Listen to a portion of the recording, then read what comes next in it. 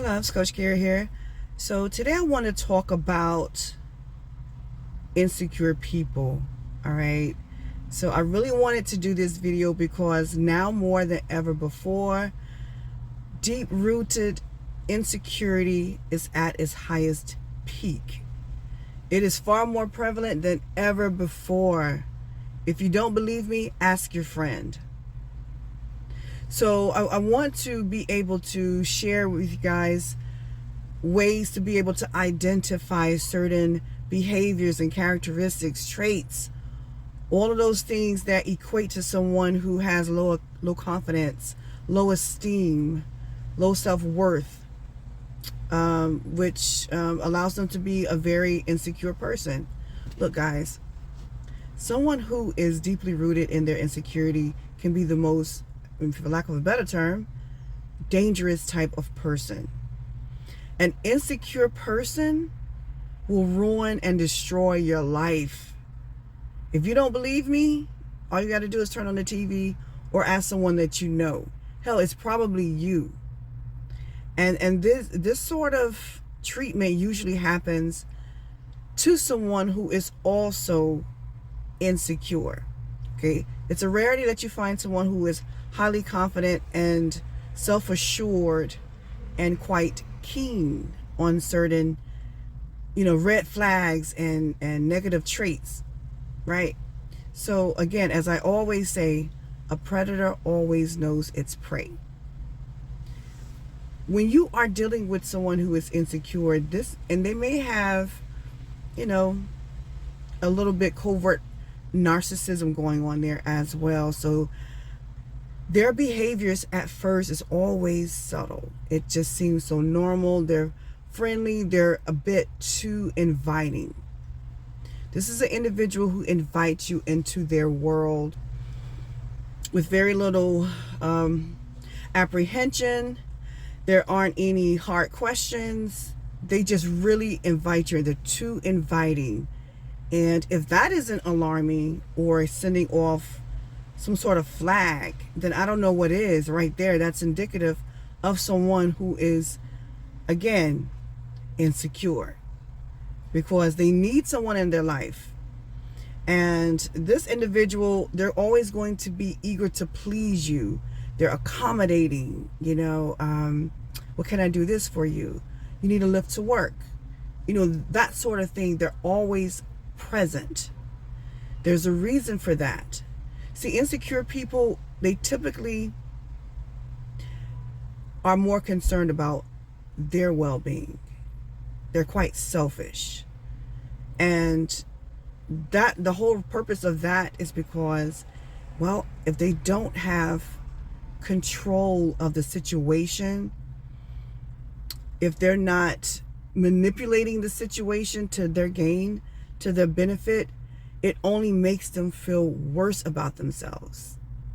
So if you are the type of person, let's just say, who is very complimentary, you're encouraging, you're always positive and, saying the best things about them, showing them their best or pointing out their best qualities, they need you around. They need to feed off of that. And it's not necessarily for their ego. It is just for their own way of thinking. So your thoughts control how you feel. So if someone else thinks something better about you, well, then you're going to always need that person around so that you too can try to feel whatever it is that they think of you. You see what I'm saying? It's quite manipulative. This individual, like I said, they will always be available. They're always going to find a way to get into your world. And when they do, when they feel as though you need them as much as they need you, this is when the control tactics take place. See, with someone who is insecure, again, they have to find some level of control, some sort of leverage. And by doing so, they find your weakest spot and they stay there. They work on whatever your weakness is. It could be, let's just say, sex. They'll get you with that. They'll control you with that. They find any kind of way in to be able to control the dynamic. Because if they don't and you have the upper hand, again, it makes them feel like crap. So someone who is insecure, they're always going to find the way to have that leverage over you in some form of fashion. Because to be honest, we all have our insecurities. You know, someone may be insecure about their hairline not being where it should be, you know, in that regard. But the insecurity that I'm talking about, it can be deep and dark, malignant. They may not want to portray themselves or become this sort of negative person, but ultimately they do. They have to in order to survive. So if, for example, you want to hang out with your friends, you've already made plans, the plans are in place, and they want to do something with you that same day, and you say, well, no, can we, you know, can I do a rain check maybe tomorrow? Okay, they say yeah. But guess what? You reach out the next day, no answer, no reply, and then maybe you may get like a little what's up or something like that. But an insecure person knows how to turn it on and to turn it off. And they will shut you off. They will block you out. They will ghost you temporarily because they know they need to come back. Make another cameo. They will do that. And over time, it's going to chip off your esteem. It's going to play on your mind, make you feel as though you're not as perfect or as good as you think you are. All right. So when you're trying to reach out to them and they're not getting back to you, again, that's manipulative. It's control. Because when they begin to control your actions and the way you feel, they're in. They will do this repeatedly. Okay, so they get out of their little funk because they're not getting their way. They come back. They're your queen or king again. Something else happens. That same behavior, it's a pattern, love. It really is a pattern, and you have to see it. So either they're going to inadvertently control the situation or manipulate it to their advantage. They may always be the victim. You know, placing blame on you. I wouldn't have done this if you hadn't done this. So your actions are the result of my reaction. Accountability, well, somewhat. Again, well, I did this because you did that. I'm sorry I had to do this, but, you know, so you're going to find yourself in a space at some point to where you're really questioning your sanity. An insecure, a deeply rooted insecure person will drive you crazy in a very short period of time. You have no idea how quickly the mind can transform in a short period of time. And if you're not that type of person who has higher level of boundaries in place, you're going to easily fall into this web of deceit, this vicious pattern. You know, just like that lady who did the 50-part series or whatever about those signs, the flags were already there. They were quite visible in the beginning. Okay. And as humans, we should never be so excited about another human. Especially today, why are we getting excited because someone is showing some sort of interest? Your investigation should be is, why are you interested in me? What the hell do you want from me? And then you stay focused on that. Because see, the moment you allow this person to feel as though you're trusting them and they have a way in, that's when things begin to unfold in the darkest way. And then you find up on social media expressing yourself or how stupid you actually were because you've seen the signs, yet you dismiss them because you want someone to like you and so on. You want to be accepted. And this is what's happening.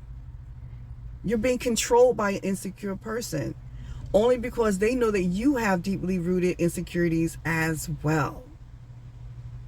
So they're smart enough to know that you can't do this with someone who's quite smart, has, you know, higher self-confidence, esteem, boundaries, values, integrity, they're not going to do that with that type of person. They're only doing it to you because you're also insecure. Again, these type of people, they know who to play on. And I promise you, more so than likely, there's a lot of narcissism going on there.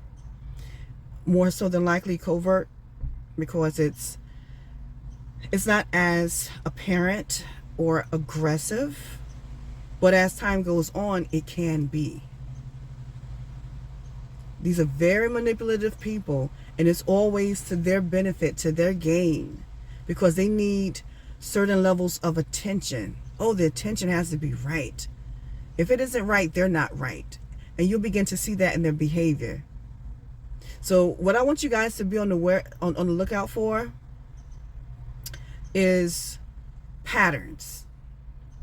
If it happened once, you overlook it, or you forgave the person, whatever your solution was, and it happens again shortly after, that is when you should probably just get out of it, because it's going to continuously happen. Why? Because you're allowing it. This person knows that you're not going to go anywhere, because, at least not anytime soon, because they found a place in your life to where they know that you need them. So whatever they were doing, loving on you right, saying all the right things, giving you pipe dreams, making it seem like it's a fairy tale, you're going to get that, and you're going to find yourself in the worst place ever. It is so damaging, people. I do a lot of coaching sessions, and as much as I want to say that someone is dealing with a covert narcissist, I can't. Okay. The actions that goes along with these types of people is scary. It will find you in places that you never wished to be in, emotionally and mentally, that is. All right. So I really want you guys to be just be more keen. Ask questions. If it doesn't feel right, get out. Trust your gut. Trust what you're feeling. Even if you're not the smartest person in the world, if your brain isn't giving you signals, go with your intuition. It speaks to you. Stop ignoring it, because when you ignore it, it ignores you. All right? Yeah, deep insecurity is at its highest peak.